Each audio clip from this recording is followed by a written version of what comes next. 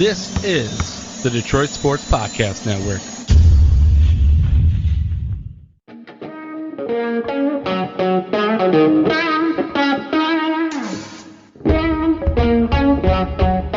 The biggest icon in podcasting.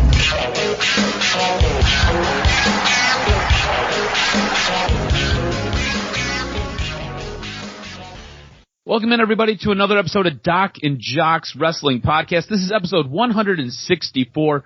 Wishing you a very, very happy new year. In this week's episode, we've got some very, very sad news about the passing of Brody Lee, as well as AEW filing for a trademark for maybe another television show name, as well as how much does Shawn Michaels actually get paid to sit at home for about a 4-year span.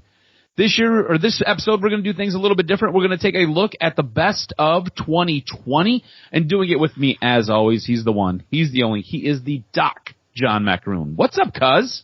Well, I can honestly say that this week's Raw definitely won't make the list of things that were great. It was just a lot of filler, and I don't understand for a show that ends your year, for Raw to put on that show was really bad, and it just didn't even come close to keeping my attention. But a lot of good things happened for these companies, and a lot of good things happened for AEW, NXT, WWE, but a lot of things that I just didn't like. So it was a real interesting year, a fast year for the companies, but I think that 2021 is poised to bring these companies a lot of success because of the fact that fans at some point, I do believe, are going to return.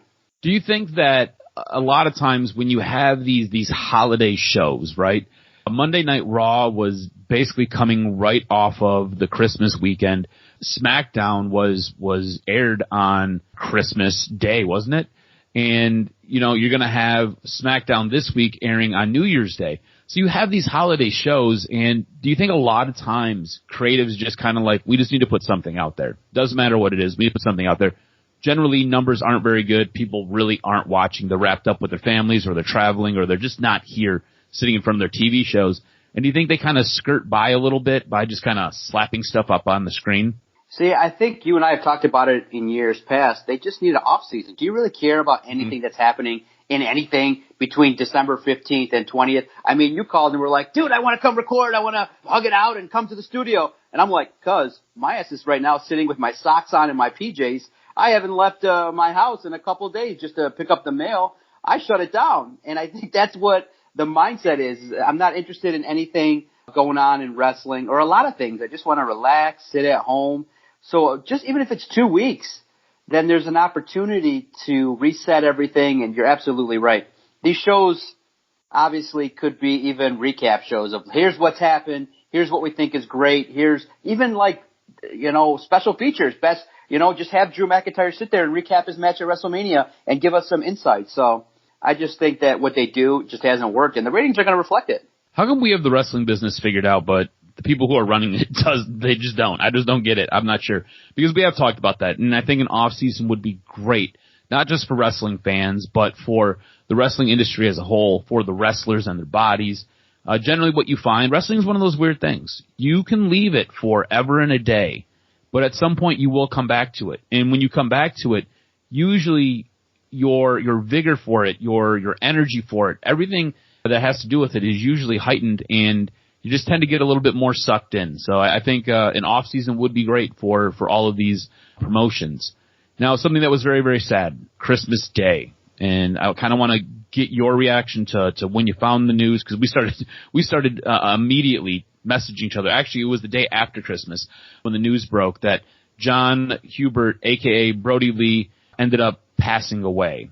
And we've got a little bit of information, news and notes, what actually took place. But I kind of want to start the show off with, what was your reaction when you found out?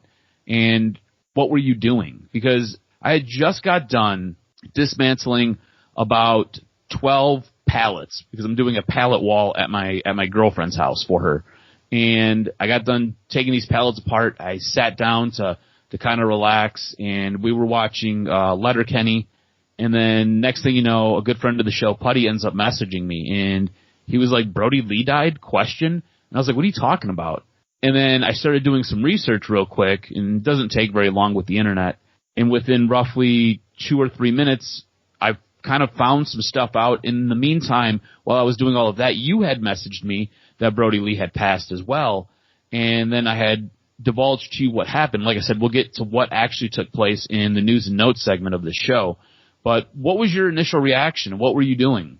I was just scrolling through Twitter like I'm prone to do, and all of a sudden the AEW tweet instantly came up where they had the situation, and right away my mind goes to, oh no, did he commit suicide? Is it CTE situation? And I messaged you, and you had asked me what happened, and I said I don't know. I just got the news. And you looked it up rather quickly, and information was found that he had a health condition, a serious one, that caused him to kind of have to go on the shelf and be, hospitalized. So it was serious. And so just the outpouring of support and love from all the wrestlers, the shock that everybody, only 41 years old, that's my age. And super so young. that hits home that you got to appreciate every single day. You got to just live your life to the fullest because you never know. And at first you think, oh no, 41, he was gone. You think, okay, was it CTE or was it COVID?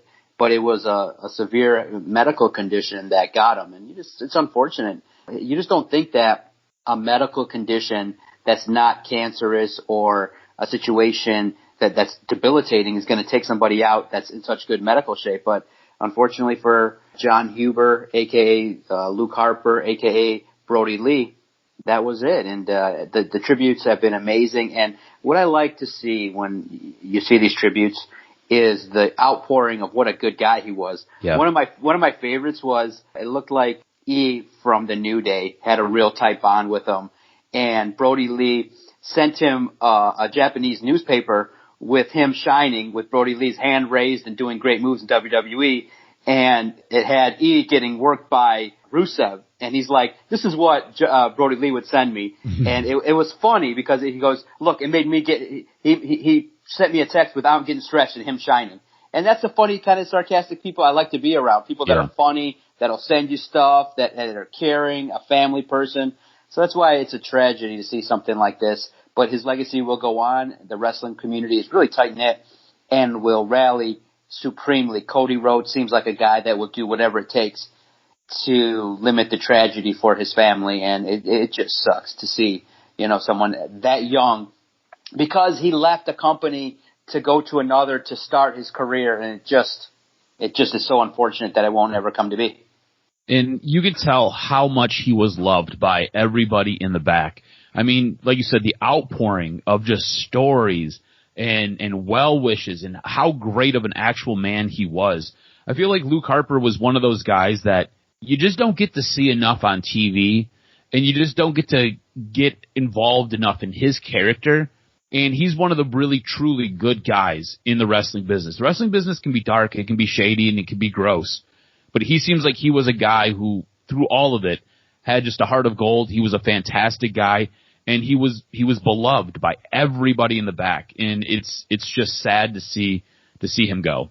The year 2020 was kind of weird. Brody Lee passing is just kind of, I guess, the cherry on top with all of this.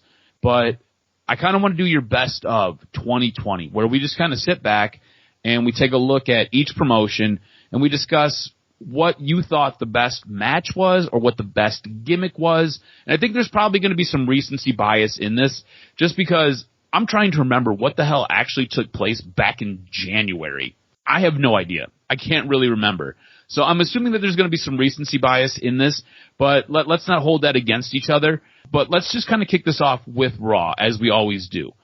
What do you think Raw's best match or Raw's best gimmick was this year?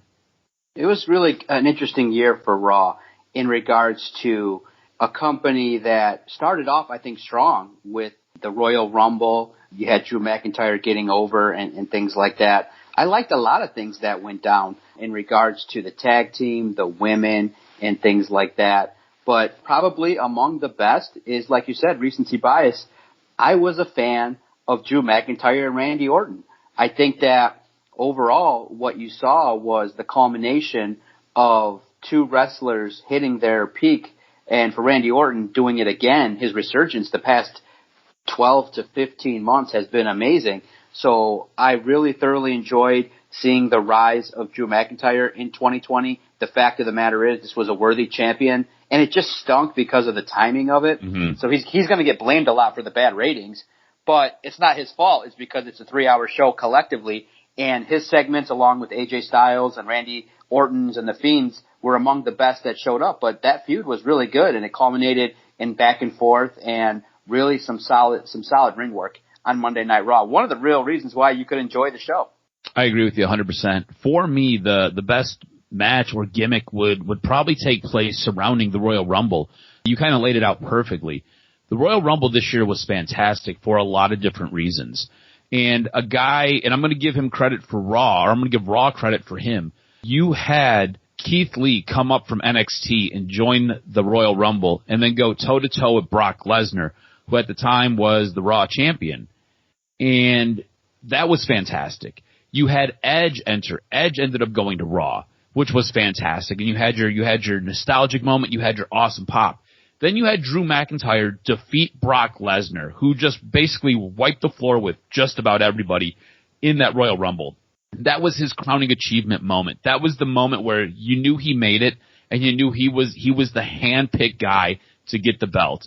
And he's been a great champion. He really has. It's not his fault that the world is in this weird topsy-turvy place right now.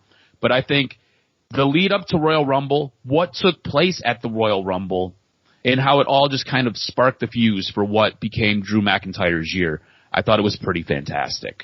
Now, what about... Real fast, we have to highlight, because I think it was the worst angle of 2020 across all promotions. Is it safe to say Lana, Rusev, and Bobby Lashley was hands down horrible.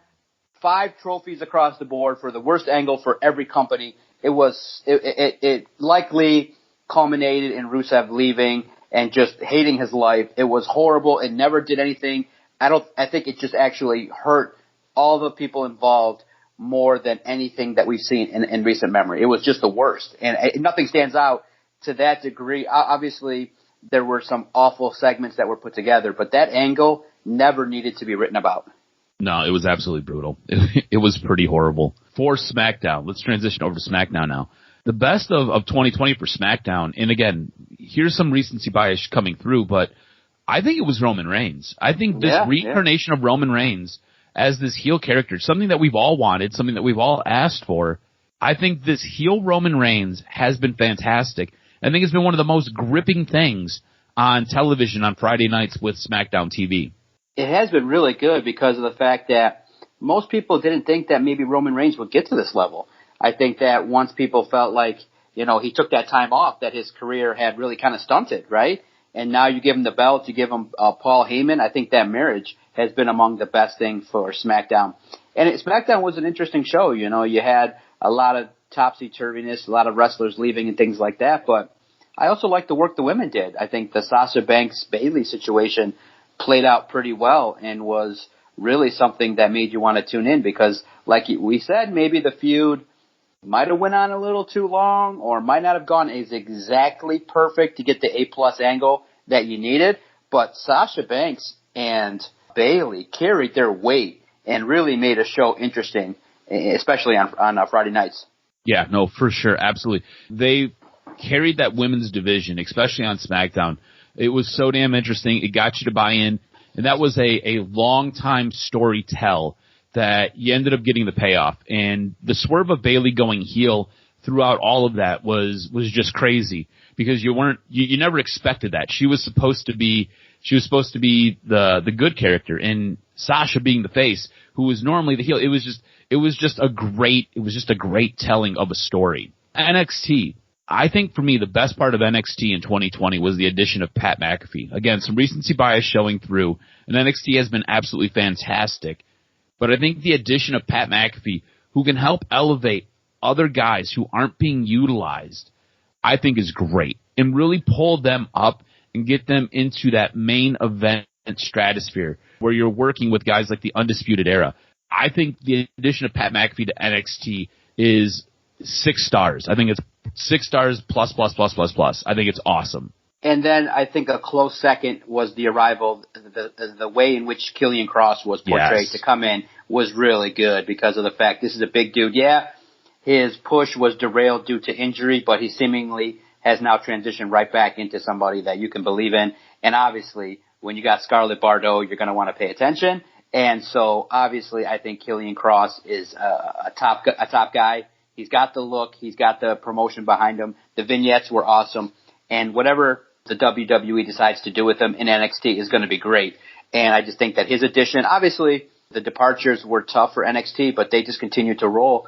And I think that going forward, NXT is going to be the wrestling show for WWE where people tune in because of the high-quality wrestling, the spots, the storytelling, all the pay-per-views delivered. NXT did struggle because of the fact that AEW is right opposed them. And it's like, really, you got the developmental brand against the main event brand going on right now, so it's tough. But NXT held their own. They do got to kind of potentially consider, and we discussed it, just going over to Tuesday night, concede. It doesn't matter. WWE is a billion-dollar company. Concede Wednesday night. There doesn't need to be a wrestling war. Just go over to Tuesday, shine on Monday, Tuesday, and Friday. Let Wednesday, Thursday kind of be days of transition, days of talking and analyzing, and let Friday, Saturday, Sunday, Monday, Tuesday be days of wrestling. And they have to do it because they got in the ratings war, AEW whooped them all year long. I think NXT won 2 or 3 weeks. Yep. So it just, listen, bite the bullet, move to Tuesday night, and you'll be successful. Can we both agree that I think the downer for NXT was Charlotte Flair taking the belt off of Rhea Ripley and not basically putting anybody else over on her way out? Yeah. If you remember, I think it was WrestleMania, Charlotte Flair ends up defeating Rhea Ripley for the NXT Women's Championship, only to come back around a couple months before she gets put on the shelf to have a couple personal surgeries done. She ends up getting in a three-way match with Io Shirai, who's currently the champion, Rhea Ripley, and herself. And in this match, she's not the one who gets pinned. It's Io Shirai pinning Rhea Ripley, which really kind of knocked off a lot of the momentum for Rhea Ripley. I thought it was a bad move for a character who had worked so hard. If you remember, she was the one who took the belt off of Shayna Baszler, which was a big, big moment in NXT. And it was a huge moment. And you bought into Rhea Ripley only to have Charlotte Flair come in and basically undermine what she's done. So I thought that was probably the worst moment of NXT. Now, for Impact. Impact's a show that when I say we, I usually mean you, have kind of watched at a little bit of a distance, and we don't have a full year's worth of really anything to discuss here. But I think recently, again, recency bias showing through, there have been some good things that Impact has done. And what has been the most impactful thing that Impact has done that you've liked? Well, obviously, I think the return of Eric Young was pretty cool. I thought that EC3 coming back, I thought that the transition now to bring in some more talent was really good. Moose did a great job in 2020 of establishing himself. Overall, I liked what the tag teams did. I thought that the Good Brothers, I thought that the Motor City Machine Guns doing their thing, having a title reign was really good. So Impact overall was pretty solid in regards to the fact that they built up, obviously with big companies, the thing that, is tough for Impact is to kind of find their niche. And they were able to do that a little bit, especially now with the reincarnation and the working relationship with AEW. So I think that's going to be good. And I think that having EC3, Moose, I think that Sami Callihan is just an interesting individual that they could build around. Even having the old-timers like Ken Shamrock there was interesting and things like that. But I thought that Impact overall had a lot of good angles. But obviously for me, when you bring the Good Brothers over, that's the highlight, them winning the title at a pay-per-view and then now establishing Doc Gallows and Luke Anderson as players is obviously very interesting. They're able to do their thing. The one thing I guess I could do without is the scripted stuff that they did. It was okay, but not as good as WWE's. You had a lot of good. The EC3 Moose match was a cinematic match that I thought was good. Overall, Impact was good. It was a B-plus year. Like we've kind of said, it was a year in which they need to build up the mid-card. The top-end people are interesting. It's good. And now the working relationship with AEW is going to be the storyline moving forward. So all in all, it was an amazing year for Impact. But like you said, they're a distant third to the other two. And in 2021, they got to do just a little bit more to kind of seep back in and kind of establish themselves as a brand to watch. Because right now, if you miss it, you're not missing a whole heck of a lot. I mean, it's going to be stuff that's going to be there going forward that's going to be interesting. But if you missed it in 2020 with Impact, at least I'll say this. There is an investment in the talent, and it's become a viable option for former WWE characters that get cut to try and build themselves up so that they can get back to Impact in WWE. They're third, clearly third, but they're way behind AEW and WWE. It's like 1A, 1B, and then 1F is Impact. But they can get better, and I think they're going to commit to doing it because it started in 2020. I think you're right with Doc Gallows and Carl Anderson as being the most over part of 2020 for Impact. And I think Impact's year is very reminiscent to their show, where the first half was kind of blah, but the second half of the year has been very, very good for Impact. And I see them building off of some of that momentum that they've got going here late in 2020. Now, AEW, what was your match of the year or your gimmick of this year? What really made you like, man, this is wild. This is crazy. I remember last year, it was the Cody Rhodes, Dustin Rhodes match. I think it was at All Out where they were both bleeding like stuffed pigs and there was all that emotion wrapped up in that match. And that was crazy. That was fantastic. What was either that match or that gimmick for AEW that got you to buy in? Well, it was early in the year. I really was high on Kenny Omega and Hangman Page versus the Lucha Brothers on Dynamite. I thought that was, really cool to have Page and Omega win the tag title. It surprised people. It was really good. Pac Kenny Omega was solid. It did a lot of good things. Kenny Omega, Hangman had a great feud. The Inner Circle kind of emerged. The Elite did well. Lucha Brothers, Butcher and the Blade. There was a lot of good things that happened, but I just thought that Kenny Omega and Hangman winning the title was pretty solid. It was one of the best matches of the year. Kind of one that stuck out recently was Best Friends versus Ortiz and Santana from a September Dynamite show. Was pretty sweet. If you want to honor Brody Lee, I thought that the Brody Lee with John Silver match versus Cody, the Brody Lee with John Silver versus Cody with Arn Anderson from an October Dynamite was pretty good. So all in all, I thought that AEW similarly established themselves. They have it. They have the best tag teams. They are a company that is doing a lot of great things. I mean, when you end the year with Jon Moxley taking on Kenny Omega, you had yourself a good year. And the company just had a lot of good angles. Not a lot of bad things, just a lot of probably the Sammy Guevara, Matt Hardy situation started off as something to be interested in, but just fell flat because of all the mistakes that Sammy Guevara was making. So, by and large, for me, I thought Kenny Omega and Hangman Page probably had the best years in AEW, and their match from February was pretty solid. Yeah, AEW, there's so much to like about it. Like, so much. Like, as you're going through naming all of these things, I'm like, yeah, that was pretty fantastic. That was pretty fantastic. That was pretty fantastic. And, like, I've got my own, too. But I think for me, it has been the complete evolution of Chris Jericho. Yeah. Going into this year, Jericho was your AEW champion. Loses it to Jon Moxley, who goes on a fantastic run. Both those guys really validating that brand new title, only to have Kenny Omega get it, which makes complete sense that Kenny Omega is the third guy to hold that belt.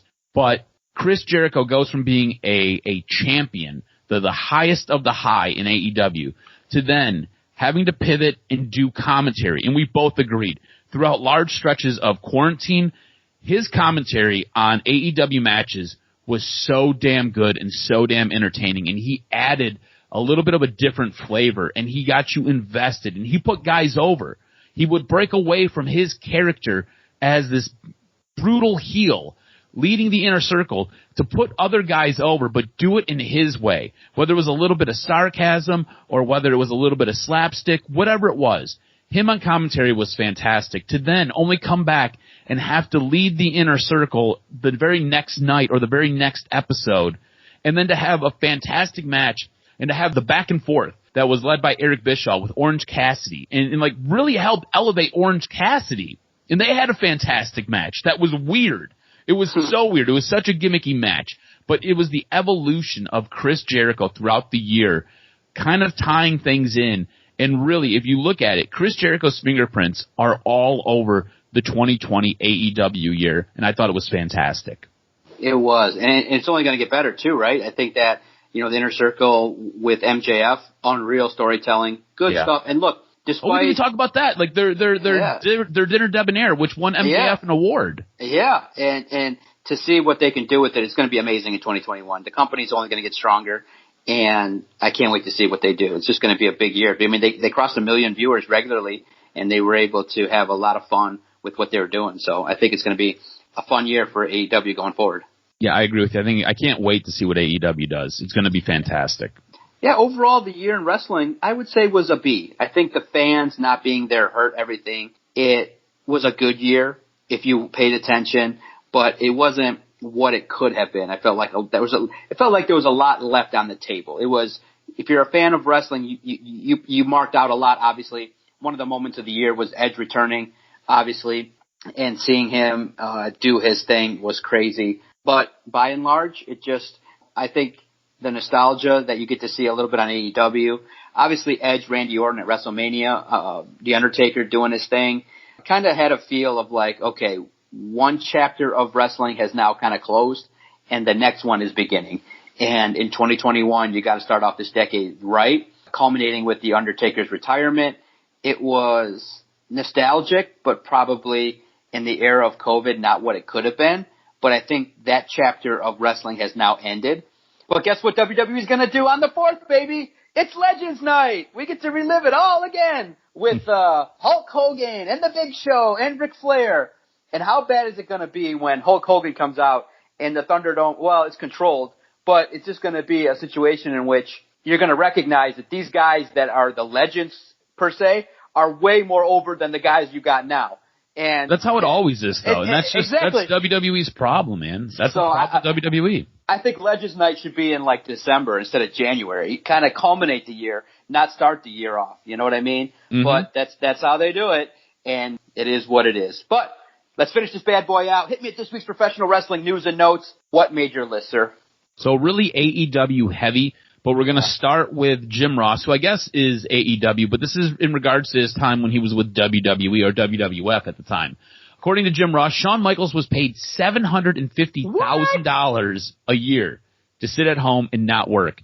From 1998 to 2002. You remember this is the time where Shawn Michaels says that his heart just wasn't in it and he lost his love for wrestling. You have to find a couple different interviews where he makes that reference.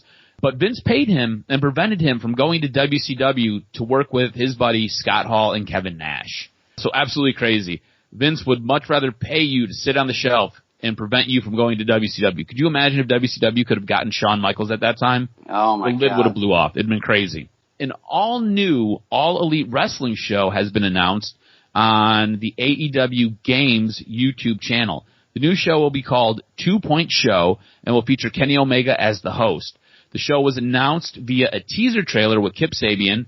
No details were provided about the show's content other than Omega would be hosting, and obviously this will be involving video games. 2 Point Show will air its first episode on December 30th, 2 Point Show will air its first show. It'll air on the December 30th after AEW Dynamite. So you might have checked that out by the time this drops. Now on December 16th, All Elite Wrestling filed to trademark AEW Elevation. And there's since been an update regarding this filing. Originally it was speculated that the show would be the name of AEW's second TV show, but rather it may be a side of AEW Dark. And this one's going to be more geared towards talent development and getting guys over so they can then get brought up to the main roster, almost like their NXT.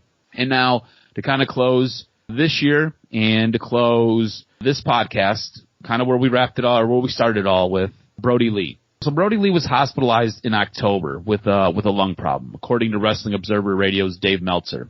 All Elite Wrestling took Lee, whose real name is John Huber, off television following his defeat to Cody Rhodes on October 7th edition of Dynamite. He ended up becoming fatigued while working out during his break, and a lung condition affectingly got considerably worse, forcing him into the Mayo Clinic in Jacksonville, Florida. His wife Amanda wrote on Instagram that he had died after a hard-fought battle with a non-COVID-related lung issue. The 41-year-old rose to prominence as a member of the Wyatt family in WWE. He captured the Intercontinental Championship and was twice crowned a tag team champion in WWE. Lee made an immediate impact upon signing with All Elite Wrestling. We were very, very excited when that happened, revealing himself to be the Exalted One and the guy who was behind the Dark Order on March 18th edition of Dynamite. He quickly ended up challenging Jon Moxley for the AEW World Championship at Double or Nothing. His first taste of singles gold in AEW came when he ended up defeating Cody for the TNT title on that Saturday Night Dynamite special in August. Lee ended up dropping the belt to Cody Rhodes in a dog collar match, and Meltzer was reporting how AEW planned to keep him away for several weeks, just trying to help sell all the damage he absorbed from that match. It was during that time that he ended up feeling fatigued while working out, and they discovered he had that lung issue. That proved to be his last appearance in the ring. He was supposed to have come back by now, but because of all of that, he was kept away. He was in the hospital trying to rehabilitate and work through it all, only to end up passing on December 26th. So a very, very sad end of what was a really weird year in wrestling. Man, yeah, it's a tough year. It's just really bad news. By the time this drops, you would have witnessed the AEW tribute show. WWE has done videos. Stephanie McMahon, Vince McMahon, pretty much every wrestler that came in contact with them has a good story. And you just go, our hearts go out to the family, and you just wish that we got a chance to see Luke Harper and Brody Lee just get to elevate and have his moment. Because you kind of had a feel in AEW, they would have gave him a nice, healthy title reign in the future once they established his character there. You had a feeling some good things were going to happen, and you're never going to forget the angles that he did in WWE, the Wyatt family, Harper and Rowan. It sucked because of the fact that tag team never got off the ground. They'd always rise up, and then one of the two would get injured, and it just sucked all the way around not to see untapped potential meet what they needed to accomplish. And by and large, a good guy, a guy that everybody respected, and a genuine friend to the wrestlers. They always talk about, it's kind of an acquaintance business, but he developed a lot of true friendships. And that's the mark of a good man, is somebody that cares about people and that people genuinely care about him. So that'll wrap this edition, this final 2020 edition of the DocNJock Wrestling Podcast. I want to thank everybody that's listened, downloaded, interacted. We greatly appreciate it. Thank you for subscribing in great numbers to the Detroit Sports Podcast. Follow Adam on Twitter at AdamRSTROZ. Follow the network at Detroit Podcast.